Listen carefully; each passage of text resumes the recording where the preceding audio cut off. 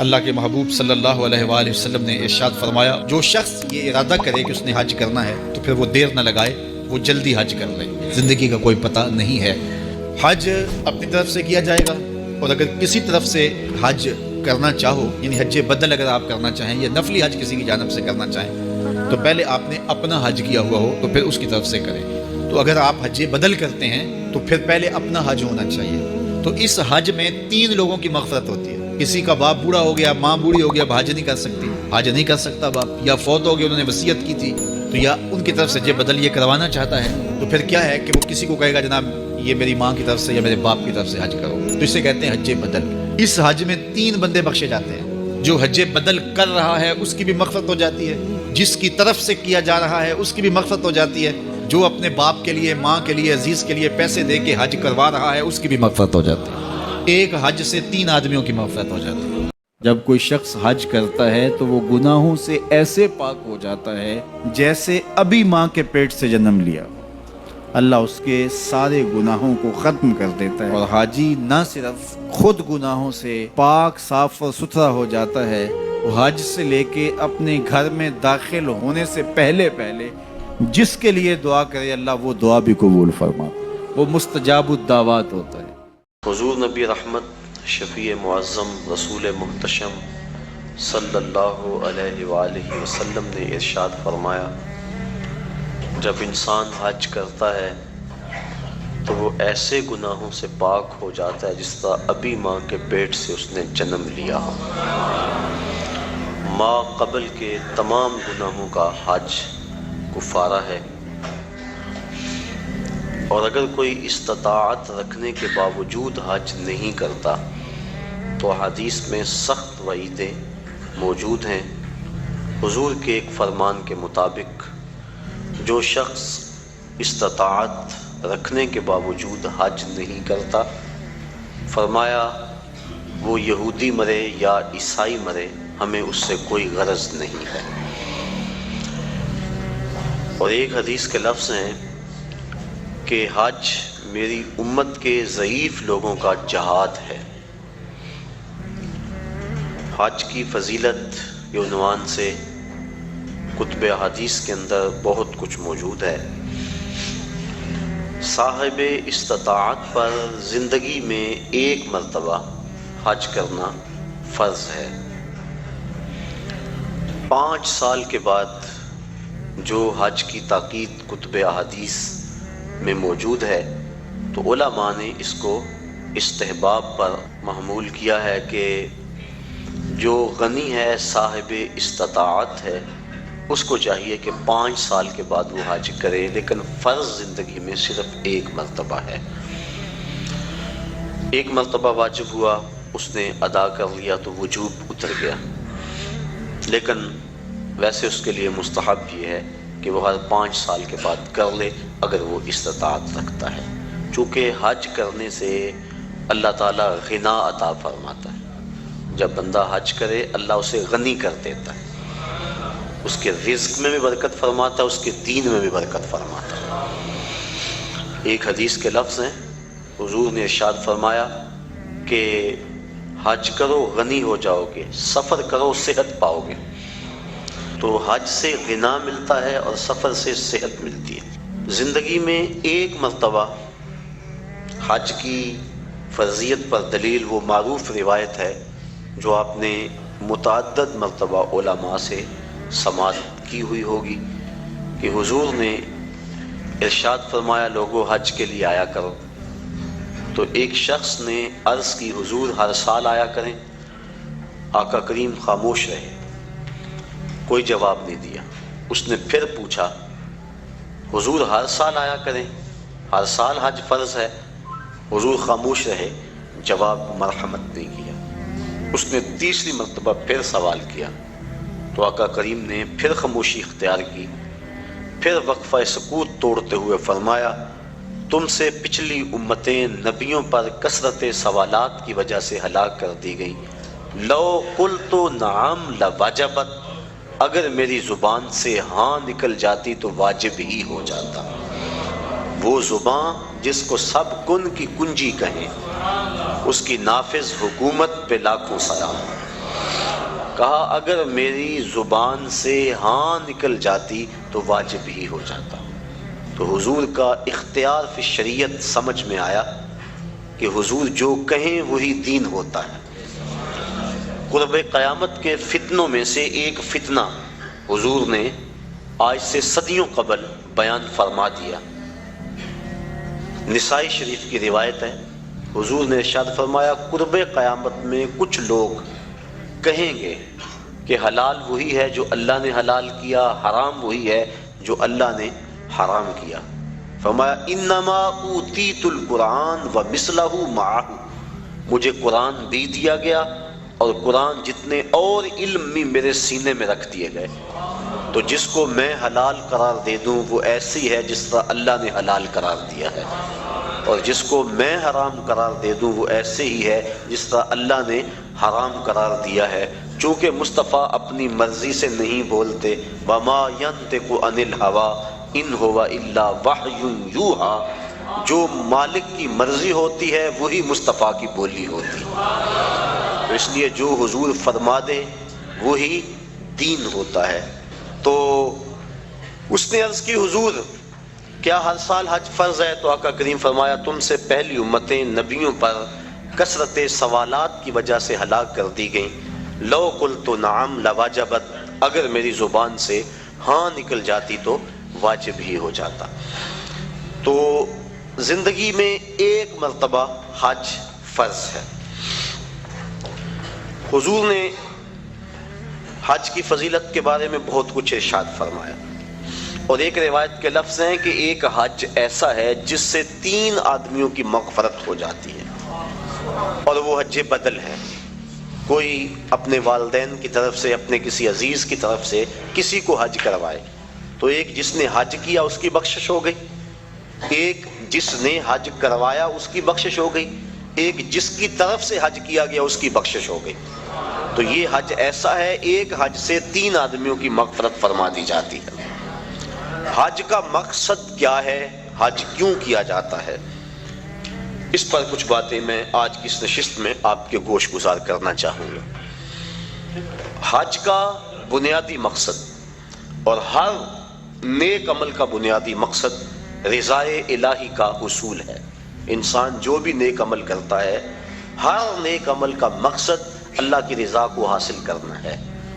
قرآن مجید میں ارشاد فرمایا گیا کہ تمہاری قربانی کا گوشت اور خون اللہ کو نہیں پہنچتا، بلکہ تمہارے دل کا وہ تقوی اللہ کو پہنچتا ہے جس کے لیے تم نے قربانی کی ہے۔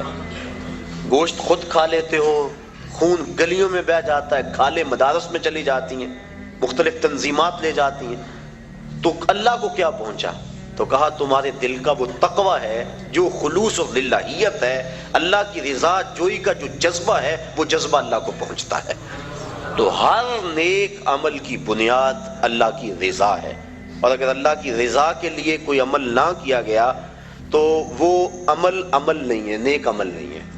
اور صرف ریاکاری کو شرک اصغر کہا گیا ہے، ورنہ انسان جو نیکیاں کرتا ہے، اچھے کام کرتا ہے، کسی کو شرک نہیں کہا گیا، ریاکاری کو شرک اصغر کہا گیا ہے۔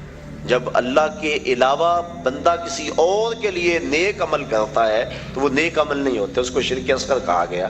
اور قیامت کے دن اللہ تعالیٰ جل شانہ ارشاد فرمائے گا کہ جن کے لیے تم نے یہ عمل کیے تھے ان سے اس کا اجر لے لو، میرے لیے تو تم نے کیے نہیں تھے، جن کے لیے کیے تھے ان سے ان کا اجر لو۔ تو اب کوئی وہاں اجر دینے کی صلاحیت بلا کیسے رکھتا ہوگا؟ تو جب بھی انسان نیک عمل کرے تو بنیادی فلسفہ یہ ہونا چاہیے کہ میں اللہ کی رضا کے لیے کر رہا ہوں۔ اور انما الاعمال بالنیات، یہاں بھی یہی مراد ہے کہ اعمال کا دار و مدار حسن نیت پر ہے، خلوص پر ہے۔ تو حج کا بھی باقی اعمال کی طرح پہلا بنیادی مقصد اللہ کی رضا کو حاصل کرنا ہے۔ حج کا دوسرا مقصد، حج مسلمانوں کا عالمی اجتماع ہے۔ اسلام نے ایک نظام دیا، محلے کی سطح پہ مسلمانوں کا اجتماع نماز با جماعت ہے، علاقے کی سطح پہ مسلمانوں کا اجتماع جمعۃ المبارک ہے، شہر کی سطح پر مسلمانوں کا اجتماع عیدین ہے، اور عالمی اجتماع حج ہے۔ یہ ترتیب ہے اسلامی نظم کی اور اسلامی اجتماعیت کی۔ حج مسلمانوں کا عالمی اجتماع ہے اور عرفات کی حاضری حج کے بنیادی اراکین میں سے ایک رکن ہے کہ چاہے چند لمحوں کے لیے عرفات میں آپ جائیں تو پھر حج ہوگا، اگر عرفات کی حاضری نہ ہو سکی تو حج ادا نہیں ہوگا۔ تو عرفات کے اندر یوم حج کو خطبہ دیا جاتا ہے جس کا سننا مسنون ہے۔ تو خطبہ حج کے اندر مسلمانوں کے عالمی اجتماع کو امام حج امیر حج کا منصب ہے کہ جو مسائل درپیش ہیں ان مسائل کی روشنی کے اندر ان کی رہنمائی کریں۔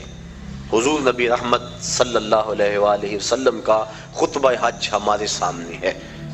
اس وقت جو حالت ہے مسلمانوں کی وہ کسی سے مخفی نہیں، اور حج کے موقع پہ چاہیے تو یہ کہ امیر حج پورا سال محنت کرے، اپنی ٹیمیں مختلف علاقوں میں بھیج کر تجزیہ کرے کہ مسلمان اس وقت پوری دنیا سے پیچھے کیوں رہ گئے ہیں، اور جو سازشیں کرنے والے اہل اسلام کو ہر وقت ظلم و جبر کی چکی میں پیس رہے ہیں تو ان سے چھٹکارا کیوں کر ممکن ہے۔ تو وہ پوری دنیا کے آئے ہوئے نمائندوں کو پورے سال کا لائحہ عمل دے کہ تم نے اپنے اپنے علاقوں میں جا کے یہ کرنا ہے اور اس پیغام کو آگے لوگوں تک پہنچانا ہے۔ پھر پورا سال اس کی نگرانی ہوتی رہے اور سال کے بعد تجزیہ کیا جائے کہ کمی بیشی کیا ہے، کتنے فوائد ہوئے اور کہاں تک ہم نے اپنا ہدف حاصل کیا، اور ترمیم و تنسیق کے ساتھ نیا منصوبہ، نیا لائحہ عمل لوگوں کے سامنے رکھا جائے اور دنیا کے کونے کونے سے آئے لوگ حرم کے اس تحفے کو اپنے ساتھ لے جائیں اور پوری دنیا پر پھیلا دیں۔ جب سے برٹش گورنمنٹ کی نوآبادیاتی وزارت کے جاسوسوں نے سلطنت عثمانیہ کو توڑا اور اسلام کی اجتماعیت پر چرکا لگایا تو اسلام کا یہ جو نظام ہے یہ کافی حد تک کمزور پڑ گیا۔ علامہ اقبال پھوٹ پھوٹ کے روئے تھے، دیکھ مسجد میں شکست رشتہ تسبیح شیخ اور بت کدے میں برہمن کی پختہ زناری بھی دیکھ، چاک کر دی ترک نادان خلافت کی قبا، سادگی مسلم کی دیکھ اوروں کی عیاری بھی دیکھ۔ یہ ایک الگ دکھڑا ہے، الگ کہانی ہے کہ مسٹر ہیمفر کس طرح یہاں داخل ہوا اور کس طرح سلطنت عثمانیہ کو توڑنے کے لیے اس نے کن کن لوگوں کو خریدا، کیا کیا ہوا، اور پیچھے کون کون سے جبہ و دستار والے لوگ تھے، اور پھر خلافت کی رہی صحیح جو ساکھ موجود تھی وہ ساکھ بھی ختم کر دی گئی۔ ورنہ یہ حال اس وقت جو امہ کا ہو رہا ہے، اگر سلطنت عثمانیہ موجود ہوتی تو جو بھی حالت تھی کم از کم یہ حالت اس وقت امہ کی نہ ہوتی۔ تو یہ باقاعدہ منصوبہ بندی کے ساتھ ایسا کیا گیا، اور اس وقت ہم پوری دنیا میں 56 ملکوں میں اور مختلف گروہوں، زبانوں، نسلوں، فرقوں میں بٹے ہوئے ہیں، اور ہماری طاقت یکجا نہیں ہو پا رہی، اور اتنی کثرت کے باوجود ہمیں ویٹو کا حق بھی حاصل نہیں، اور دنیا میں جس کار مذلت میں ہم گرے ہیں العیاذ باللہ اسی کشتی کو ہے خوف تلاطم صد حیف منہ موڑ دیے تھے جس نے بڑھتے ہوئے طوفانوں کے۔ ہم تو 313 ہو کے جبر کی آنکھوں میں آنکھیں ڈال کے بات کرتے تھے، اور آپ 1 ارب سے متجاوز، لیکن ہماری جو حالت ہے وہ کسی سے بھی مخفی نہیں۔ کابل میں، کندھار میں، تکریت میں، موصل میں، بغداد میں، القدس میں، کشمیر میں، آذربائیجان میں، بوسینیا میں، کسووا میں، جہاں بھی دیکھے مسلمانوں کا ہی خون بکھرا ہوا ہے، اور گوانٹا ناموبے کی جیلوں کے اندر اس سردی کے اندر ان مظلوموں کے ساتھ جو ظلم ہو رہا ہے وہ ناقابل بیان ہے کہ لہجہ پھٹتا ہے، دل زخمی ہوتا ہے۔ حج کا اجتماع مسلمانوں کا عالمی اجتماع ہے، اور اجتماع کے موقع پہ پوری دنیا کے مسلمانوں کو وہ چیز دینی چاہیے تھی جس سے وہ دوبارہ عروج کی طرف سفر کرنا شروع کر دیں۔ اقبال علیہ رحمہ نے ایک بڑی خوبصورت بات کہی، وہ کہتے ہیں اقبال کوئی پوچھے یہ زائرین حرم سے، اقبال کوئی پوچھے یہ زائرین حرم سے، کیا حرم کا تحفہ زمزم کے سوا کچھ اور نہیں؟ کہ جو بھی جاتا ہے آب زمزم لا کے ہمیں پلاتا ہے۔ اقبال کہتے ہیں وہاں سے جو نور لے کر آئے ہو، جو پیغام لے کر آئے ہو، وہ پیغام بھی تو ہمیں دو نا۔ کھجوریں اور آب زمزم ہمیں پلا دیتے ہو، حرم کا اور بھی تحفہ ہے جو لینے کے لیے تم وہاں گئے تھے۔ تو یہ بنیادی ایک مقصد ہے کہ مسلمانوں کا عالمی اجتماع ہے، اور عالمی لیول کے جو مسلمانوں کے مسائل ہیں، میں یہاں گفتگو کروں یا میں عملی طور پہ کوشش کروں، اس سے کچھ بہتری تو آ سکتی ہے، لیکن عالمی مسائل کا حل وہاں سے ہے۔ اور اگر عرب اس کے لیے اپنے آپ کو تیار کر لیں اور جرأت اور پامردی کا مظاہرہ کریں اور دن رات ایک کر دیں اور منصوبہ بندی کریں اور حج کے موقع پہ اس پیغام کو لوگوں تک پہنچائیں، تو مسلم امہ پھر متحد ہو سکتی ہے، اور وہ خواب جو کہ اسلام کی نشت ثانیہ کا خواب ہے وہ شرمندہ تعبیر ہو سکتا ہے۔ تو یہ حج کا دوسرا بنیادی مقصد تھا کہ مسلمانوں کو عالمی اجتماع دیا گیا ہے۔ اجتماع کرنے کے لیے کئی کچھ کیا جاتا ہے، لیکن اس اجتماع کے لیے اللہ نے لوگوں کے دل میں کشش پیدا فرما دی۔ جب کوہ ابو قبیس پہ چڑھ کے جناب ابراہیم کو آواز دینے کے لیے کہا گیا تو عرض کی مالک میری نحیف و نزار آواز کہاں پہنچے گی؟ کہا ہے ابراہیم علیہ السلام آواز دینا تیرا کام، اس کو لوگوں تک پہنچا دینا یہ ہمارا کام ہے۔ اور پھر ماں کے شکم میں اور باپ کی صلب کے اندر تک اس آواز کو پہنچا دیا گیا، اور جس نے اس آواز کو سنا آج لبیک لبیک کہتا ہوا شوق و مستی میں دوڑتا ہوا حرم کی طرف بڑھتا چلا جا رہا ہے۔ تو یہ مسلمانوں کا عالمی اجتماع ہے، اس کے جو فوائد تھے عالمی اجتماع کے کاش کہ وہ حاصل کیے جاتے۔ تیسرا مقصد حج کا مساوات کا عملی اظہار۔ اسلام کی بنیادی تعلیمات میں سے ایک تعلیم مساوات ہے کہ سب لوگ برابر ہیں، رنگ و نسل کی بنیاد پر، دولت افراد کی کثرت کی بنیاد پر کسی کو کسی پہ فضیلت نہیں دی جا سکتی۔ ان اکرمکم عند اللہ اتقاکم، جو زیادہ تقوی کا نور اپنے سینے میں رکھتا ہے وہ زیادہ عزت والا ہے۔ یہ اسلام کا وہ بنیادی درس اور سبق ہے کہ جس سے شکستہ دل لوگ، درماندہ لوگ، غریب طبقہ، غلام لوگ اسلام کی طرف ان کا میلان ہوا اور کھچے چلے آئے، ان کو ان کے حقوق اسلام نے دیے۔ آج حقوق نسواں کے حوالے سے بات چل رہی ہے۔ میں نے پچھلے دنوں کے اندر ہمدرد حال کے اندر ایک فورم پہ کہا تھا کہ دنیا کے بڑے بڑے دانشور اور دنیا کے بڑے بڑے مذاہب اور مغرب جو آج عورتوں کو حقوق دینے کی بات کرتا ہے، اگر تاریخ میں ہم تاریخ کے جھونکوں سے جھانک کے دیکھیں تو یہ تو عورت کو انسان ماننے کے لیے تیار نہیں تھے۔ افلاطون کا فلسفہ پڑھیں، وہ کہتا ہے یہ از قبیل جن سے انسان ہی نہیں، انسان کی ضرورت خدمت اور کفالت کے لیے پیدا کی گئی ہے، ہم شکل بھی انسان کی ہے، انسان نہیں ہے۔ اور کسی نے کہا کہ یہ بدی کا سر چشمہ ہے، کسی نے اس کو اللہ کے قرب کے راستے کی سب سے بڑی رکاوٹ گردانا، اور کسی مذہب نے اس کے قتل کو جائز قرار دیا۔ یونانیوں کا فلسفہ پڑھ لیں، عیسائی دنیا آج جو دعوے کرتی ہے عورتوں کو حقوق دینے کی، 90,000 عورتوں کو عیسائی دنیا نے زندہ جلایا ہے۔ ان کی تاریخ بڑی شرمناک ہے۔ تو کس نے حقوق دیے عورت کو؟ کون عورت کے حقوق کا محافظ ہے؟ دنیا والے تو عورت کے وجود کو برداشت نہیں کرتے تھے۔ یہ بر صغیر پاک و ہند، ابن بطوطہ جب یہاں آیا تو کس بات سے بے ہوش ہوا تھا؟ اس نے ایک منظر دیکھا کہ ایک شخص فوت ہو گیا، اس کی بیوی کو ابھارا گیا کہ تیرا خامد مر گیا، جیون ساتھی پتی مر گیا، اب تو نے جی کے کیا لینا ہے؟ تیری وفا کا تقاضا یہ ہے کہ تو بھی اس جلتے ہوئے شعلوں میں چھلانگ لگا دے، تو خامد کی اگر وفادار ہے تو اس کو بھڑکا کر اس آگ کے اندر چھلانگ لگانے کے لیے تیار کیا گیا۔ اور جب اس نے جوش میں آ کے چھلانگ لگائی، اس کی چیخیں جب فضاؤں میں بلند ہوئی تو معروف سے ابن بطوطہ بے ہوش ہو گیا اور اپنے گھوڑے سے گر پڑنے لگا، اور لوگوں نے بڑھ کے تھاما۔ رسم ستی کے نام سے بر صغیر کے اندر عورتوں کو خامدوں کے ساتھ زندہ جلایا جاتا تھا۔ اور عربوں کی تاریخ آپ جانتے ہیں کہ وہ تو بیٹی کے وجود کو برداشت نہیں کرتے، حق دینا تو بات کی بات ہے، وہ تو وجود کو گوارا نہیں کرتے تھے۔ اگر کسی کے ہاں بیٹی جنم لے لیتی اس کا منہ کالا ہو جاتا، یہ قرآن نے بتلایا۔ آبرو بچانے کا ایک ہی طریقہ کہ وہ بیٹی کو زندہ درگور کر دے، اگر ایسا نہیں کرتا تو معاشرے میں معزز نہیں سمجھا جاتا۔ اپنی بیٹی کے لیے آج میں اور آپ محبت بھرے جملے بولتے ہیں، بیٹی کے ہاتھ پیلے کرنے کے لیے بوڑھا باپ اپنی جھکی ہوئی کمر پہ بوریاں لاد لاد کے مزدوری کرتا ہے، اور فیکٹری کے اندر بھائی اوور ٹائم لگا رہا ہے کہ میں نے اپنی بہن کے ہاتھ پیلے کرنے۔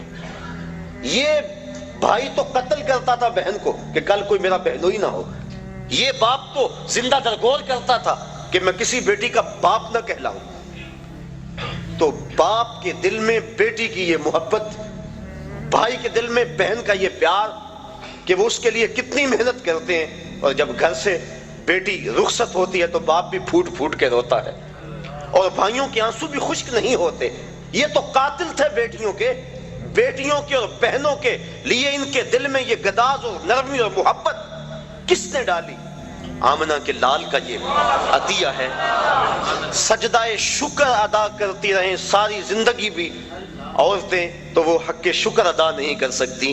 ان کے تو وجود کو برداشت نہیں کیا جاتا تھا، ان کے وجود کو عزت بخشی تو وہ محمد عربی صلی اللہ علیہ وسلم نے بخشی۔ آج عورتیں بھنگڑے ڈال رہی ہیں کہ ہمارے حقوق کا تحفظ کیا گیا، اور اگر اس کی آبرو بھی لٹتی ہے بالجبر تو مقدمہ بھی درج نہیں ہوتا، پہلے سیشن جج کے پاس اسے جانا ہوگا، استغاثہ پیش کرنا ہوگا، پیچیدگیاں ہیں، قانونی معاملات ہیں۔ یہ تو آنکھیں کھلیں گی اس وقت جب ان کے ساتھ جو ہے وہ عملی سلوک ہوا۔ تو آج یہ بنگڑے اور آج یہ خوشیاں کہ ہمیں تحفظ دے دیا گیا، یہ عورتوں کے تحفظ کا بل نہیں ہے، عورتوں کی تذلیل کا بل ہے۔ عورتوں کو تحفظ اسلام نے دیا ہے۔ جس ماں کو ترکے میں بانٹتے تھے اس کے قدموں میں جنت ڈال دی، کہا تیری جنت اس ماں کے قدموں تلے، اور یہ شرطیں لگائی کہ ماں قاریہ قرآن ہے یا حافظ قرآن ہے یا رابعہ بصری ہے وقت کی تیری ماں، تو پھر اس کے قدموں تلے جنت ہے۔ اپلے تھاپتی ہوئی ماں کے قدموں تلے بھی بیٹے کی جنت رکھ دی گئی۔ بہن کو عزت کی مستن پہ بٹھا دیا گیا، بیٹی کو باپ کے لیے دل کی دھڑکن بنا دیا گیا، آنکھوں کا نور اور چین بنا دیا گیا، گھر کی زینت بنا دی گئی، اور بیوی جس کو پاؤں کا جوتا خیال کیا جاتا تھا اس کو محبوبہ بنا کے خامد کے لیے محبتوں کے گوشے اس کے سینے کے اندر رکھے گئے۔ اور حضور نبی رحمت صلی اللہ علیہ وسلم نے ازواج مطہرات کے ساتھ جو حسن سلوک کی داستانیں رقم کی، لوگوں کے لیے عملی نمونہ چھوڑا۔ کسی کو حمیرہ کہہ کے پکار رہے ہیں، کسی کی فوتگی کے بعد جانور ذبح کر کے ان کی سہیلیوں کے گھر میں گوشت بھیج رہے ہیں تاکہ ان کی روح کو آسودگی ہو۔ حضرت فاطمہ تو زہرا فرماتی ہیں کہ جب میری والدہ کا وقت آخر آیا تو حضور کی خدمت میں میری ماں نے مجھے بھیجا کہ جاؤ حضور سے کہو کہ مجھے اپنی چادر رحمت دے دیں۔ میں حاضر ہوئی، عرض کی، حضور نے کہا کہ بیٹا اپنی ماں سے پوچھو نا چادر کیا کرنی ہے۔ میں پوچھنے آئی تو حضور بھی پیچھے آ گئے۔ تو حضرت خدیجۃ الکبریٰ رضی اللہ تعالی عنہا آپ نے عرض کی، حضور میں اس لیے چادر مانگی ہے کہ مجھے محسوس ہو رہا ہے میرا وقت آخر آ گیا، میری آرزو یہ ہے کہ اس چادر میں مجھے کفن دیا جائے۔ اب سنیے حضور کے لفظ، عورتوں کے حقوق کی بات کرنے والے اس بلندی پہ سوچ بھی نہیں سکتے۔ جب حضور کی زوجہ محترمہ نے چادر مانگی تو آقا کریم کی آنکھوں سے آنسو چھلکنے لگے، اور پھر فرمایا، اے خدیجہ تو نے تو چادر مانگی ہے، لو اردت جلدی لا آتیتک، اگر تو میری جلد بھی مانگ لیتی میں وہ بھی پیش کر دیتا۔ یہ اسلام کے دیے ہوئے حق ہیں۔ اللہ اکبر۔ تو بات کر رہا تھا کہ اسلام نے کمزور طبقوں کو ان کے حق دیے ہیں، یہ ایک الگ مضمون ہے کہ غلاموں کو ان کے حق دیے، غریبوں کو حق دیے، یتیماں کو حق دیے، یہ الگ مضمون ہے۔ یہ چونکہ کرنٹ ایشو ہے اس وقت، اس پر میں نے تھوڑی سی بات آپ کے سامنے رکھی۔ تو اسلام نے کمزوروں کو، غریبوں کو بنیادی حق دیا کہ سب انسان برابر ہیں، تقوی کی بنیاد پہ فضیلت ہے۔ جب فاران کی چوٹیوں سے نور اسلام چمکا اور گھر گھر اس کے اجالے ہوئے تو عرب کا سب سے کالے رنگ کا شخص جس کا نام تھا اسود، وہ حضور کی خدمت میں حاضر ہوا۔ کوئی شخص اس کو رنگت کی سیاہی کی وجہ سے قریب بٹھانے کے لیے تیار نہیں تھا۔ اس نے آ کے حضور کی خدمت میں عرض کی حضور اگر میں اسلام لے آؤں تو مجھے کیا ملے گا؟ حضور نے فرمایا جو ابو بکر و عمر کو ملا ہے وہی تمہیں ملے گا، جو حقوق و فرائض ان کے ہیں وہی حقوق و فرائض تیرے ہوں گے، جس صف میں وہ کھڑے ہوتے ہیں اسی صف میں تو کھڑا ہوگا، اور اگر تو پہلے آ جائے اور وہ بعد میں آئے تو اگلی صف میں کھڑا ہوگا، وہ پچھلی صف میں کھڑے ہوں گے۔ اس نے کہا اگر اسلام یہ ہے تو میں تو پھر دل و جان سے اس دین کو قبول کرتا ہوں۔ حضرت اقبال مساوات کی بات کے اندر اسرار و رموز کے اندر لکھتے ہیں اسود از توحید احمر می شود، کہ اسود توحید کے فیضان سے احمر ہو جاتا ہے، گوری رنگت والوں کے کندھوں سے کندھا جوڑ کے وہ کھڑا ہوتا ہے۔ یہ اسلام کا دیا ہوا درس مساوات ہے کہ سب کو ایک صف میں کھڑا کر دیا گیا، یہ اسلام کا درس ہے۔ حضرت بلال حبشی رضی اللہ تعالی عنہ اور حضرت ابو ذر غفاری رضی اللہ تعالیٰ عنہ کسی معاملے میں شکنجی ہو گئی تو غصے میں آ کر جناب ابو ذر غفاری نے کہا کہ تو کالی ماں کا بیٹا ہے۔ بس دل ٹوٹ گیا، حضور کی خدمت میں آئے اور کہا کہ حضور حالت دیکھی، حضور میں کیا ماجرا ہے؟ اس کی حضور مجھے آج تانا ملا ہے کہ تو کالی ماں کا بیٹا ہے۔ تو آقا کریم غصے میں آ گئے، فرمایا جاؤ جا کے ابو ذر کو میرا پیغام دو کہ جن عورتوں کا دودھ میں نے پیا ہے ان میں سے ام ایمن ایک ایسی خاتون تھی جس کا رنگ گورا نہیں تھا، اور جا کے ابو ذر کو کہو جو تانا تجھے دیا ہے وہ اپنے نبی کو بھی آ کے دے۔ اور جب جناب بلال حبشی رضی اللہ تعالیٰ عنہ ان کے پاس گئے اور جا کے یہ بات کہی تو وہ زاروں کے تار رونے لگے اور اپنا جوتا اتار کے حضرت بلال حبشی کے ہاتھ میں دیا، کہا یہ میرے منہ پہ ملو جس سے میں نے یہ بات کہی ہے۔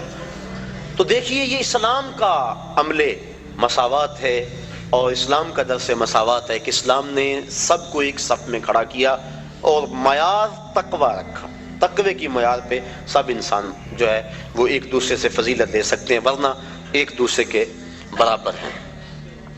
تو اس اسلام کے درس مساوات کا عملی اظہار حج کے موقع پہ ہوتا ہے۔ غریب امیر، بادشاہ اور گدھا، کالا اور گورا، اجمی اور عربی سب ایک ہی لباس میں ہوتے ہیں، ایک ہی رکن ادا کر رہے ہوتے ہیں اور ایک ہی تلبیہ سب کی زبان پہ ہوتا ہے۔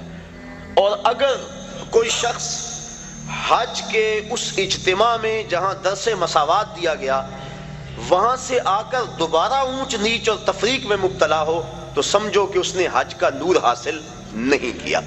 اگر وہ یہاں پلٹ کے آ کے بھی اس تقسیم کو، جس تقسیم کی مخالفت حضور نے کی، اور خطبہ حجۃ الوداع کے موقع پہ حضور نے فرمایا کہ یہ جو کالے گورے اور عربی اجمی کی تقسیم ہے میں ان کو پاؤں تلے رونتا ہوں اور ان تفاخر کو ختم کرتا ہوں، ان اکرمکم عند اللہ اتقاکم۔ اب یہی درس ہمیں اپنی پوری عملی زندگی کے اندر یاد رکھنا چاہیے، مسجد میں بھی، گھر میں بھی، معاشرے میں بھی، ہر جگہ اس عمل کو یاد رکھنا چاہیے۔ ہم اگر جلسہ کروائیں، ہم اگر محافل منعقد کریں، ہم اگر عالم دین ہیں، ہم اگر شیخ طریقت ہیں تو ہمیں اس بات کا ضرور خیال رکھنا چاہیے۔ کسی دور میں معزز وہ خیال کیا جاتا تھا جس کی اولاد زیادہ ہوتی تھی، تاریخ عرب پڑھے، اور اس وجہ سے 100 شادیاں کیا کرتے تھے وہ۔ اسلام نے 4 شادیوں کی حد بندی کر دی چونکہ آدمی سے آگے حق نہیں ادا کر سکتا، اور پھر دور بدلتا گیا۔ یہ جو موجودہ دور ہے اس دور میں عزت کا معیار کثرت دولت سمجھ لیا گیا ہے۔ ہمارے اشتہار دیکھ لیں، معززین شہر، اس کی فہرست پڑھے تہجد گزار نہیں ملیں گے، اس کی فہرست پڑھیں تو تقوی کے اعلیٰ معیار پہ جو لوگ ہیں لیکن ہیں غریب وہ نہیں ملیں گے۔ دولت مند لوگ معززین شہر کہلاتے ہیں، اور بدقسمتی یہ ہے کہ ہم اپنی محافل کے اندر بھی ان کو ہی ترجیحی بنیادوں پہ آگے بٹھاتے ہیں کہ اس کے پاس دولت زیادہ ہے۔ یہ اسلام کا جو عملی درس ہے مساوات کا، یہ اس کا قتل عام اسٹیجوں پہ ہوتا ہے۔ پیر صاحب کے قریب بھی وہی ہوتا ہے جس کے پاس دولت زیادہ ہو، اور جو غریب ہوتا ہے اس کو کہا جاتا ہے پیچھے بیٹھ جا اور 1.25 لاکھ مرتبہ یا حی یا قیوم پڑھ، اس کو وظیفے پہ لگا دیا جاتا ہے اور امیر اسٹیج کی زینت ہوتا ہے۔ رسول کریم کا نام سن کے جس کی آنکھوں سے آنسو چھلکتے ہیں اور حضور کی محبت میں جو تڑپتا ہے، سحری کے وقت اٹھ کے تہجد پڑھتا ہے اور پھر اشراق پڑھ کے مزدوری پہ چلا جاتا ہے، رزق حلال کماتا ہے، نمازوں کی کوتاہی نہیں کرتا، اپنی زبان کی حفاظت کرتا ہے، نظر کی حفاظت کرتا ہے، وہ تو جوتیوں پہ بیٹھے۔ اور جو اسمبلیوں کے اندر اسلامی حدوں کا مذاق اڑائے، اور جس کے بارے روز ہم نماز میں کہہ چکے ہیں وَنَخْلَعُ وَنَتْرُكُ مَن يَفْجُرُكَ، اے اللہ جو تیرے حکموں کو توڑے گا ہم اس سے قطع تعلق کریں گے، اس کو ہم اسٹیج کی زینت بنائیں کہ یہ ایم پی اے صاحب ہیں، یہ ایم این اے صاحب ہیں، یہ دولت مند ہیں، اس کے پاس دولت کے انبار موجود ہیں۔ میں دولت سے نفی نہیں کر رہا، دولت عثمان ہو، دولت قارون نہ ہو، لیکن معیار اگر دولت ہوگا تو پھر غریبوں کا استحصال ہوگا، اور اسلام نے اس استحصالی نظام کے خلاف ہی تو جنگ کا اعلان کیا۔ تو یہ مساوات کا درس حج کا درس ہے، اس بات کو اچھی طرح سے ذہن میں رکھا جائے، اور اپنی عملی زندگی کے اندر ترجیح کس کو دی جائے؟ جو تقوی والا ہے۔ کبھی ایسا بھی ہو کہ ڈھونڈے ہمارے محلے میں سب سے زیادہ متقی کون ہے، آج مہمان خصوصی محفل نعت میں وہ ہوگا، بوڑھا ہے، کپڑے پھٹے ہیں، پیوند لگے ہوئے ہیں، جوتا ٹوٹا ہوا ہے، لیکن تہجد بھی پڑھتا ہے، اشراق بھی پڑھتا ہے، چاشت بھی پڑھتا ہے، گمنام ہے، کوئی پوچھنے والا نہیں ہے، حضور کا نام سن کے آنکھیں چھلکتی ہیں۔ ذرا وہ محفل نعت میں صدارت کی کرسی پہ بیٹھا ہو، لطف نہ آ جائے؟ لیکن بدقسمتی ہے، اور میں بات کہہ دیتا ہوں، اپنے بھی خفا مجھ سے ہیں، بیگانے بھی ناخوش، کہ میں زہر حلاحل کو کبھی کہہ نہ سکا کندھ، بات وہی کہتا ہوں سمجھتا ہوں جسے حق، نئے ابلہ مسجد ہوں، نئے تہذیب کا فرزند۔ کبھی ایسا بھی ہوتا ہے کہ آج جو محفل نعت میں مہمان خصوصی ہے، کل وہ شراب خانے میں تھا، اور ہم اس کے لیے نہ کیا کیا زمین و آسمان کے کلابے ملا دیتے ہیں۔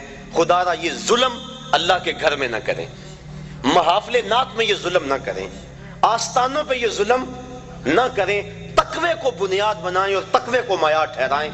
تو جب تقوی کو معیار بنائیں گے تو دیکھنا کہ کس طرح تقوی میں دوڑ لگتی ہے۔ جب دین میں بھی عزت دولت سے ہے، دنیا میں بھی عزت دولت سے ہے، تو پھر کس کا جی چاہے گا کہ روکھی سوکھی کھائے اور حلال کی کمائے اور حرام کے قریب نہ جائے؟ جب پیر بھی عزت دولت کو دیتا ہے، مولوی بھی عزت دولت کو دیتا ہے، شیخ بھی دولت کو عزت دیتا ہے، معاشرہ بھی دولت کو عزت دیتا ہے، تو جہاں عزت ہو انسان وہاں لپکتا ہے، یہ فطرت ہے انسان کی۔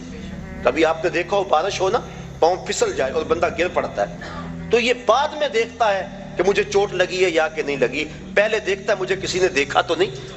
یہ فطرت ہے انسان کی، اسے اپنی عزت اپنی جان سے زیادہ عزیز ہے، تو جہاں عزت ملتی ہے وہاں بڑھتا ہے۔ تو اگر اس کو یہ سبق دیا جائے کہ جس کے پاس دولت ہے اس کے پاس عزت ہے، تو دولت کی دوڑ لگے گی۔ اور اگر معاشرے میں علماء، مشائخ، ذمہ دار لوگ یہ شعور دیں گے کہ جس کے پاس تقوی کا نور زیادہ ہے وہ معزز ہے، تو دیکھنا مسجدوں کی رونقیں بڑھتی ہیں یا کہ نہیں بڑھتی۔ تو یہ اسلام کا عملی درس ہے حج کے موقع پہ مساوات کا۔ حج کا چوتھا مقصد، یہ جو گفتگو ہے، یہ جو مضمون ہے، یہ تفصیل طلب ہے۔ اس حوالے سے بہت سے دکھڑے ہیں میرے سینے کے اندر، اور ہمارے معاشرے کے اندر جو کچھ ہے یہ آپ بھی اس سے باخبر ہیں اور میں بھی باخبر ہوں۔ انشاءاللہ زندگی رہی تو کبھی اس پر گفتگو کریں گے، لیکن اگر اب اس پہ میں بات کی تو پھر کافی وقت جو ہے وہ گزر جائے گا۔ معاشرے کے وہ محروم طبقے اور عدم مساوات کا جو انداز ہمیں نظر آتا ہے معاشرے کے اندر، اس سے معاشرے میں جرائم پھیل رہے ہیں، اس سے معاشرے کے اندر ظلم اور جبر پھیل رہا ہے، اس سے معاشرے کے اندر بے سکونی ہے، اور طمانیت کا نور کسی کے پاس نہیں ہے۔ میں نے جمعۃ الوداع کے موقع پر کہا تھا کہ ایک طرف تو حال یہ ہوتا ہے کہ امیر کا بگڑا ہوا بچہ گولڈن سیب کا ایک کونا کاٹ کے دوسرا کتے کے آگے ڈال رہا ہوتا ہے، اور دوسری طرف عید کے دن بھی بیوہ کا یتیم بچہ چھاپڑی لگا کے آلو چھولے بیچ رہا ہوتا ہے۔ تو جس معاشرے میں یہ تقسیم ہو اس معاشرے میں روشنی کیسے آ سکتی ہے، اس معاشرے میں نور کیسے آ سکتا ہے؟ میرے آقا تو یتیم کو سینے سے لگاتے ہیں، اس کو نیا لباس بھی دیتے ہیں، عزت بھی دیتے ہیں، اور ساتھ یہ بھی کہتے ہیں بیٹا کیا تو پسند نہیں کرتا کہ محمد تیرا باپ لگے اور عائشہ تیری ماں لگے اور فاطمہ تیری باجی لگے؟ پھر جب وہ انگلی تھام کے حضور کی چلتا ہے تو وہ کہتا ہے کہ تھا تو یتیم لیکن مزہ آ گیا مصطفیٰ کی انگلی تھامے جا رہا۔ تو اگر ہم پسے ہوئے طبقوں کو عزت دیں گے اور انسانی وقار کو ملحوظ رکھیں گے اور اسلام کا جو مساوات کا درس ہے اس درس کو ہر صورت کو ملحوظ رکھیں گے تو معاشرے کے اندر طمانیت ملے گی، غریب کو بھی سکون ملے گا اور امیر کو بھی سکون ملے گا۔ اور وہ لوگ قابل داد ہیں کہ جو دولت کی کثرت کے باوجود تکبر کی اس خصلت سے اور نمایاں ہونے کی اس آرزو سے مبرہ ہیں۔ ایسے لوگوں کی کمی بھی معاشرے کے اندر نہیں ہے، جگہ جگہ ہمارا بھی جانا ہوتا ہے۔ کچھ لوگ ایسے ہوتے ہیں کہ دولت کی کثرت کے باوجود ان کے اندر عجز، خاکساری اور انسانی ہمدردی کے جو جذبے ہیں وہ قابل داد ہیں، اور میں ان پہ جتنی بھی داد ان کو دوں کم ہے۔ اللہ تعالیٰ ان کی عزتوں میں مزید فراوانی عطا فرمائے۔ گلی گلی کوچے کوچے ایسے لوگ بھی بکھرے ہوئے ہیں۔ حج کا یہ تیسرا مقصد تھا، مساوات۔ حج کا چوتھا مقصد ہمیں ہمارے ماضی سے جوڑنا ہے۔ ہمارا جو ماضی ہے، ہماری جو تاریخ ہے، اس سے ہمیں جوڑنا، یہ حج کا چوتھا مقصد ہے۔ آپ دیکھ لیجئے، ملاحظہ کرنے پورے حج کو، ہم ملت خلیل سے ہیں اور ہمیں ماضی سے جوڑا گیا۔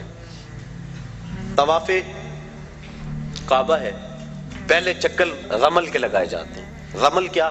جس طرح پہلوان اکھاڑے میں چلتا، تھوڑا سا ٹہل ٹہل کے، کندھے اچکا کے، اس طرح طواف کرو، پہلے چکر رمل کے لگاؤ۔ اللہ کا گھر اور اکڑ کے چلے، لیکن تاریخ ڈھونڈی تو یوں ماجرا سامنے آیا کہ فتح مکہ کے دن کافر چھتوں پہ تھے، مسلمان شب و روز ہجرت مدینہ کے بعد جنگوں کی محنت، دین کے لیے تگ و تاز اور جد و جہد میں مصروفیت کی وجہ سے سخت کمزور تھے۔ کافروں نے کہا دیکھو مکے میں تھے تو آسودہ تھے، یہاں سے چلے گئے نا تو دیکھو کیا حال ہو گیا۔ آقا کریم فرمایا ذرا تم تھوڑا سا ٹہل کے چلو تاکہ انہیں پتہ چلے ہم ماڑے نہیں تگڑے ہیں۔ ان کو دکھلانے کے لیے اس انداز کے ساتھ پہلے چکر رمل کے لگوائے اللہ کے گھر کے سامنے۔ اب کفار چھتوں پہ موجود نہیں ہوتے، علت ختم ہو گئی۔ جب علت ختم ہوئی تو معلول بھی ختم ہونا چاہیے تھا، لیکن علت ختم ہوئی، معلول ختم نہیں ہوا، چکر اسی طرح لگائے جاتے ہیں۔ گو کافر نہیں دیکھ رہے، یار کی سنت کو تو ادا کرنا ہے۔ تو یہ ماضی سے ہمیں جوڑا جا رہا ہے، ہمارا ذہن پلٹ کے ادھر چلا جاتا ہے اور فتح مکہ کا منظر آنکھوں کے سامنے گھوم جاتا ہے اور اسلام کی شان و شوکت سمجھ میں آتی۔ اب طواف کر لیں تو حجر اسود کو چومنا ہے۔ حجر اسود ایک پتھر ہے سیاہ رنگت کا، اور اس کو بھڑ بھڑ کے چوما جاتا ہے۔ انسان اپنی اکلوتی اولاد کے لیے اتنی کشش نہیں پاتا اپنے دل میں جتنی اس پتھر کے لیے پاتا ہے۔ تو کیا کشش ہے اس پتھر میں؟ حضرت عمر فاروق طواف کرتے کرتے رک گئے اور کہا اے حجر اسود، میں تجھے کبھی نہ چومتا اگر میرے رسول نے نہ چوما ہوتا۔ اب حجر اسود کے بعد آئیں، مقام ابراہیم پہ آ کے 2 نفل پڑھے۔ اللہ تعالیٰ نے اس کو کہا کہ اس کو مصلی بنا لو، کیوں کہ اس پتھر پہ میرے خلیل علیہ السلام کے قدم لگے۔ میرے گھر کا طواف کر لیا، لیکن اگر محبت کی ریت سمجھتے ہو اتنی دیر تک طواف نہیں مانوں گا جتنی دیر تک تمہاری پیشانی وہاں نہ آئے جہاں میرے یار کے قدم آئے۔ کہ اس کو مصلی بنا لو، قریب نماز پڑھو، سیدھ میں نماز پڑھ لو، قریب نماز پڑھ لو، اس کے آس پاس جہاں تمہیں جگہ ملتی ہے نماز پڑھ لو۔ یہاں نماز پڑھو گے اللہ تمہاری نماز قبول کرے گا، حج بھی قبول کر لے گا۔ ذرا غور کیجئے، اسلام نے تو پتھروں سے دور نہیں ہٹایا، پتھروں سے ہٹایا ہے، پتھر توڑے گئے، لیکن حجر اسود بھی پتھر، مقام ابراہیم بھی پتھر، ان پتھروں کے نیڑے کیا جا رہا ہے۔ پتھروں سے دور کیا، ان پتھروں کے قریب کیا جا رہا ہے۔ کہا یہ وہ پتھر ہیں جس پہ کسی کے قدم لگے ہیں، کسی کے لب لگے ہیں، اس لیے ان پتھروں کے قریب کیا جا رہا ہے۔ اب آگے آئیے، چاہے زمزم پہ چشمہ پھوٹ رہا ہے، پانی کھڑے ہو کے پئیں، جو دعا مانگے پوری ہوگی، جس نیت سے پئیں پوری ہوگی۔ دنیا کے اوپر جتنے بھی چشمے جاری ہیں، وہ کشمیر میں ہو یا دنیا کے کسی اور خطے میں، وہ چشموں کو جاری کرنے والا کون ہے؟ اور چاہے زمزم کو جاری کرنے والا کون؟ سب چشموں کا خالق اور جاری کرنے والا اللہ۔ تو اس چشمے کو بھی اللہ نے جاری کیا، باقی دنیا کے چشموں کو بھی اللہ نے ہی جاری کیا، لیکن اس چشمے کا پانی کھڑے ہو کے پئیں، اس کا پروٹوکول ہے، اعزاز ہے۔ باقی چشمے بھی اللہ کے جاری کردہ، اس میں کیا خصوصیت ہے؟ اس لیے کہ اس چشمے نے اللہ کے نبی کے قدموں کے بوسے لیے ہیں، حضرت خلیل کے فرزند ارجمن حضرت اسماعیل کے بوسے لیے، ان کے قدموں کے بوسے لیے۔ اور جس نیت سے پیو، علماء کہتے ہیں اس نیت کو اللہ پورا فرما دیتا ہے۔ سین حرم میں بڑا ہجوم تھا، ایک بہت بڑے محدث آئے ہوئے تھے، لوگ ان کی زیارت میں بڑھتے تھے، رش بڑا تھا، جو مسافہ کرتا دھکا لگتا آگے چلا جاتا، پھر دوسرا آدمی آ جاتا۔ ایک آدمی نے دیکھا، اس کا جی چاہا کہ میں ان بزرگوں کے پاس چند لمحوں کے لیے بیٹھوں، چونکہ اللہ والوں کی صحبت بہت بڑی دولت ہے، اگر مل جائے تو غنیمت سمجھنا چاہیے۔ تو وہ چاہے زمزم پہ آئے، آب زمزم پیا، اور پھر ان بزرگوں کے پاس جا کے کہنے لگے ایک مسئلہ پوچھنے آیا ہوں. انہوں نے کہا پوچھو. کہا سنا ہے آب زمزم جس نیت سے پیو وہ نیت پوری ہو جاتی ہے, تو کیا یہ ٹھیک ہے؟ تو وہ محدث جن کے پاس ایک لمحہ بھی نہیں تھا, لوگ لائن میں آتے اور آگے جاتے, کہنے ہاں بالکل ٹھیک ہے. کہا پھر میں ابھی آب زمزم پی کے آیا ہوں اور اس نیت سے پی کر آیا ہوں کہ آپ سے اللہ کے رسول کی 100 حدیثیں سنوں گا, یہ ہے میری نیت, اور ابھی میں پی کے آیا. تو وہ فرمانے لگے بیٹھ جا, پھر باقی کام بعد میں ہوں گے, پہلے 100 حدیثیں سن لیں. تو آب زمزم جس نیت سے پیا جائے وہ نیت پوری ہوتی ہے. کیا اعزاز ہے اس میں کہ اس نے اللہ کے نبی حضرت اسماعیل علیہ السلام کے قدم چومے ہیں. آگے آ جائیں صفا مروہ پہ. میں یہ عرض کرنا چاہ رہا ہوں آج کا مقصد ہے ہمیں ماضی سے جوڑا جا رہا. صفا مروہ نصف میل کی دوڑ ہے اور 7 چکر میں 3.5 میل بن جاتے ہیں. حاجی تھکا ہوا ہوتا ہے لیکن اس کو یہاں حکم ہے دوڑنے کا, اور وہاں عجیب مستی میں لوگ دوڑ رہے ہیں, بچے بھی, بوڑھے بھی, جوان بھی, مرد و زن. جن سے دوڑا نہیں جاتا وہ ریڑیوں کے اندر ان کو ڈالا ہوا ہے, ان کو کھینچا جا رہا, وہ بھی دوڑ رہے ہیں. میلین اخضرین کے اندر تو جو ہے وہ عجیب سما ہوتا ہے, سروں کا سمندر نظر آتا ہے. دوڑنا بھی کوئی عبادت ہے, دوڑے جا رہے ہیں. مقصد کیا؟ حضرت حاجرہ تو اس لیے دوڑی تھی کہ ان کو بیٹے کے لیے پانی چاہیے تھا. حاجی کی بغل میں پانی کی بوتل ہوتی ہے, اور وہ تو اس لیے دوڑی تھی کہ بیٹے کے لیے پانی کی تلاش تھی, اور یہاں حاجی کے ساتھ بیٹا بھی دوڑ رہا ہوتا ہے. ماں بیٹا, باپ بیٹا کٹھے دوڑ رہے ہیں, پانی کی بوتل بغل میں ہے لیکن دوڑ رہے ہیں. تو کیا یہ پانی کے لیے دوڑ رہے ہیں؟ نہیں. بیٹے کے لیے دوڑ رہے ہیں؟ نہیں. یہ تو محبوب کی ادا کو ادا کر رہے ہیں. اور حضرت حاجرہ نے اس وادی غیر ذی زرع کے اندر جس طرح جرأت و استقامت کا ثبوت فراہم کیا, آپ نے علماء سے سنا, تفصیل کا وقت نہیں, کہ جب جناب خلیل علیہ السلام سیدہ حاجرہ کو چھوڑ کے واپس پلٹنے لگے تو یہ سحر کا وقت تھا. تو حضرت حاجرہ بھر کے ان کا دامن تھام لیا. تمسکت بأذیالہ, دامن تھام کے پوچھنے لگی اس تنہائی اور غربت میں چھوڑ کے کہاں جا رہے ہیں؟ وہاں انسانی وجود کیا, حیوانی وجود بھی نہیں تھا.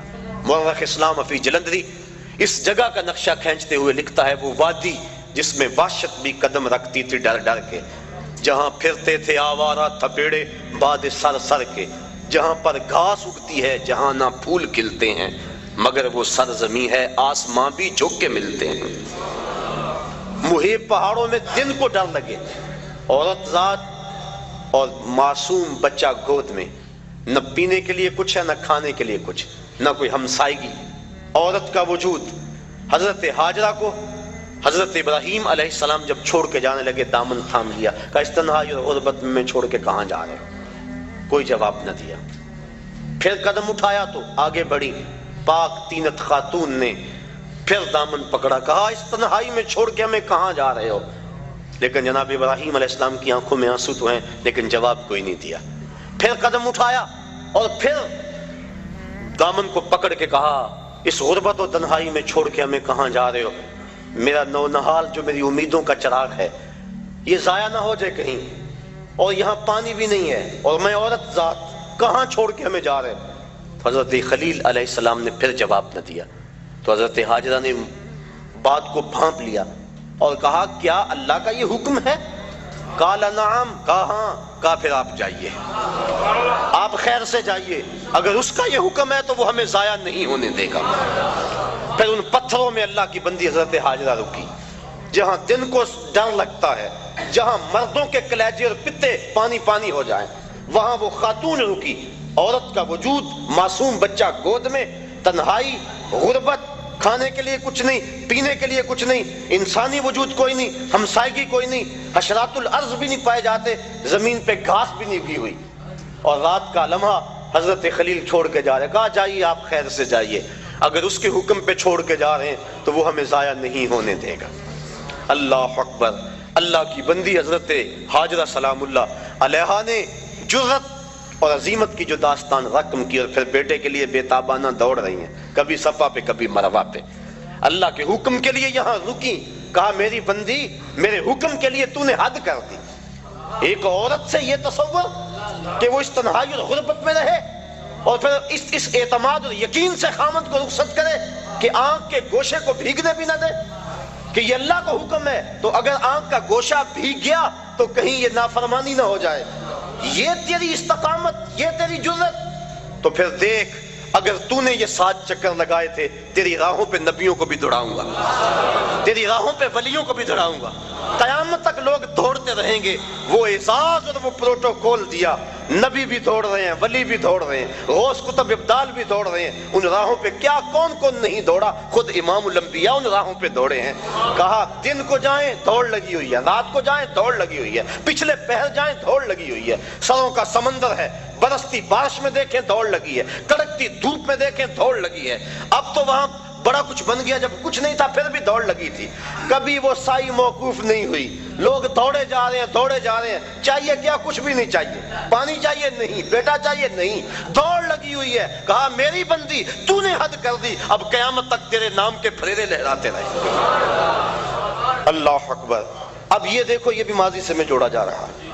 اب آگے بڑھ جائیں، جب سائی مکمل کر لیں تو قصر کرائیں یا حلق کروائیں، سر منڈوا دیں۔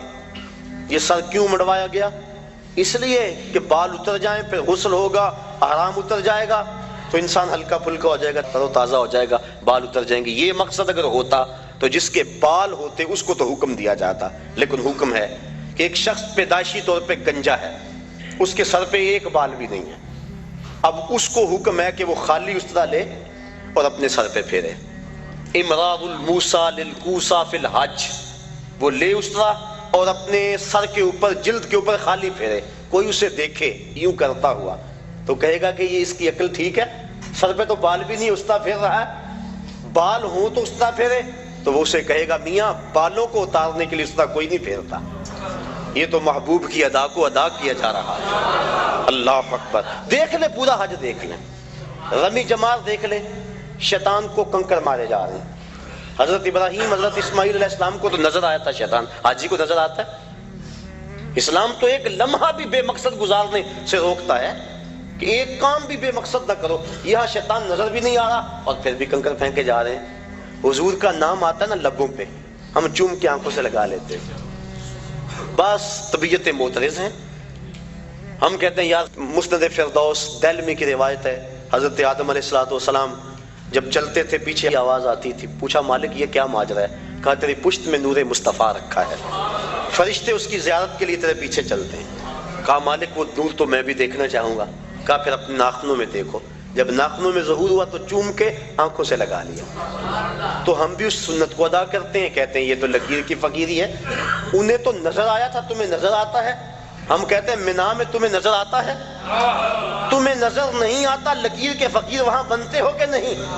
تم اس لکیر کے فقیر ہو، ہم اس لکیر کے فقیر بھی ہیں اور اس لکیر کے فقیر بھی ہیں۔ نظر آئے نہ آئے لیکن چوم کے آنکھوں سے لگاتے ہیں کہ یار کی سنت کو تو ادا کر رہے ہیں۔ تو پورا حج دیکھ لیں، ہمیں ہمارے ماضی سے جوڑا جا رہا ہے۔ یہ حج کا ایک جو ہے وہ بنیادی مقصد تھا۔ حج کے اور بھی کچھ مقاصد ہیں لیکن وقت میرے سامنے اتنا ہے کہ اس کے دامن میں اتنی گنجائش نہیں کہ میں تفصیل سے کسی اور عنوان سے گفتگو کروں۔ صرف 2 جملے۔ حج ہو گیا، واجبات بھی ادا ہو گئے، سنن بھی ادا ہو گئے اس کے، اور اس کے اراکین بھی ادا ہو گئے۔ اب حج مکمل ہو گیا، اب کیا کریں؟ اعلیٰ حضرت فرماتے ہیں حاجیو آؤ شہنشاہ کا روضہ، کعبہ تو دیکھ چکے اب کعبے کا کعبہ دیکھیں۔ اللہ نے جن کو حج یا عمرہ نصیب کیا ہے اللہ انہیں بار بار نصیب کرے، اور جن کو یہ سعادت نصیب نہیں ہوئی انہیں بھی بار بار نصیب کرے۔ مدینہ شریف شمال میں ہے مکہ المکرمہ سے، اور کعبۃ اللہ کا جو میزاب ہے، پرنالہ جسے کہتے ہیں، اس کا رخ ادھر ہے شہر محبوب کی طرف۔ تو اعلیٰ حضرت فرماتے ہیں حاجیو ذرا غور سے دیکھو کعبہ کیا کہہ رہا ہے، بازو نکال کے بتا رہا ہے اگر قبولیت کی مہر لگانی ہے تو مدینے چلے جاؤ۔ اللہ اکبر۔ تو حضور علیہ السلام کے روزے پہ حاضری دینا قریب واجب ہے، علماء نے لکھا، اور حضور نے ارشاد فرمایا من حج البیت ولم یزرنی فقد جفانی، جس نے حج بیت اللہ کیا اور میری زیارت کے لیے نہ آیا اس نے میرے اوپر ظلم کیا ہے۔ اور قرآن مجید کی آیت گواہ ہے وَلَوْ أَنَّهُمْ إِذْ ظَلَمُوا أَنفُسَهُمْ جَاءُوكَ، اے حبیب یہ لوگ اگر اپنی جانوں پہ ظلم کر بیٹھیں تو تیری چوکھٹ پہ آ جائیں۔ میرے شہر کا ایک شاعر ہے، اس نے اس کا ترجمہ کیا، وہ کہتا ہے مجرم ہو تو منہ اشکوں سے دھوتے ہوئے آؤ، آؤ در تواب پہ روتے ہوئے آؤ۔ قرآن میں مذکور ہے توبہ کا طریقہ، سرکار کی دہلیز سے ہوتے ہوئے آؤ۔ اگر اپنی جان پہ ظلم کر بیٹھو تو محبوب کی چوکھٹ پہ آؤ، اور پھر اللہ سے معافی مانگو، معافی ہو جائے گی نہیں، رسول تمہارے لیے اللہ سے استغفار طلب کریں، تو تم معافی مانگنے آئے تھے، اللہ رحمت بھی عطا کر دے گا۔ لَوَجَدُ اللَّهَ تَوَّابًا رَحِيمًا، تم توبہ کے لیے آئے تھے، اللہ رحمت بھی اپنے جناب سے دے گا، کیونکہ محبوب کو جو ساتھ لے کر آئے۔ اللہ اکبر۔ یہ حضور کی ظاہری حیات میں بھی تھا، مسجد نبوی میں استوان ابی لبابہ اس پہ گواہ ہے کہ حضرت ابو لبابہ نے اپنے آپ کو بندھوا دیا اور قسم کھائی جب تک حضور نہیں کھولیں گے میں اپنے آپ کو نہیں کھلواؤں گا۔ اور پھر جب آیت نازل ہوئی تو حضور کے غلاموں نے کہا بشارت ہو تیرے گناہ معاف کر دیے گئے، رسیاں کھولنے لگے، کہا پیچھے ہٹ جو حضور کھول لیں گے تو میں اپنے آپ کو کھلواؤں۔ اللہ زندگی میں بھی تھا، اور اس پر علماء کا جزم ہے کہ انتقال ظاہری کے بعد بھی حضور علیہ السلام کے روزے پہ جا کے گناہوں کی بخشش کا سوال کرنا امت کو اس کا حکم ہے، اور جاؤکا کے اندر یہ بات داخل ہے۔ ابن کثیر مکی نے اس واقعہ کو بیان کیا ہے۔ الجامع لحکام القرآن کے اندر امام قرطبی نے بھی لکھا ہے، صاحب مدارک نے بھی لکھا ہے، اور بھی علماء نے کتاب الشامل کے اندر بھی بہت سارے درجنوں علماء نے، بلکہ مفسرین کی ایک جماعت نے اس بات کو بیان کیا ہے کہ حضرت امام عطبی رحمۃ اللہ تعالی علیہ کہتے ہیں کہ میں حضور کے روزے کے پاس بیٹھا تھا، ایک شخص آیا اور کہنے لگا کہ حضور میں اللہ کا یہ فرمان پڑھ کے کہ اگر اپنی جانوں پہ ظلم کر بیٹھو تو آپ کی چوکھٹ پہ آؤ، میں حاضر ہو گیا، اب میرے گناہوں کی بخشش چاہیے۔ اور اس نے 2 شعر پڑھے۔ امام عطبی کہتے ہیں کہ وہ فریاد کر کے چلا گیا، وہ چلا گیا تو میری آنکھ لگ گئی، آنکھ لگی تو مقدر جاگ اٹھا، حضور کی زیارت نصیب ہوئی۔ میں بتا چکا ہوں، میرے سامعین اس بات کو جانتے ہیں کہ حضور نے فرمایا جس نے مجھے خواب میں دیکھا اس نے مجھے ہی دیکھا، شیطان خواب میں آ کر بھی میری مثل ہونے کا دعویٰ نہیں کر سکتا۔ دوسری بات، حضور فرمایا جس نے مجھے خواب میں دیکھا من رآنی فی المنام فسیرانی فی الیقظہ، وہ ان قریب جاگتے بھی دیکھ لے گا۔ تیسری بات، جس کے خواب میں حضور آئے حضور قصد اور مرضی سے آئے۔ اور چوتھی بات کہ خواب میں اگر کسی کو حضور نے کچھ عطا کیا تو وہ محض وہم اور گمان نہیں تھا، حقیقت تھی۔ اگر گوسیری کو چادر ملی صبح اٹھے تو کندھوں پہ موجود تھی۔ شاہ ولی اللہ محدث دہلوی فرماتے ہیں، اور یہ تمام مکاتب فکر کے نزدیک معتبر ہے، فرماتے ہیں کہ خواب میں میرے والد شاہ عبد الرحیم رحمۃ اللہ تعالی علیہ کو حضور نے اپنے 2 بال عطا کیے، جب صبح اٹھے تو سرانے پہ موجود تھے، اور وہ ان کی زیارت لوگوں کو کروایا کرتے تھے۔ اور آپ فرماتے ہیں کہ جب اس صندوق کو ہم لے کے چلتے تھے جس میں وہ بال تھے تو بدلی سایہ کیا کرتی تھی۔ تو حضور نے خواب میں اگر کسی کو کچھ عطا کیا تو وہ حقیقت میں عطا کیا، جو فرمایا وہ حق فرمایا۔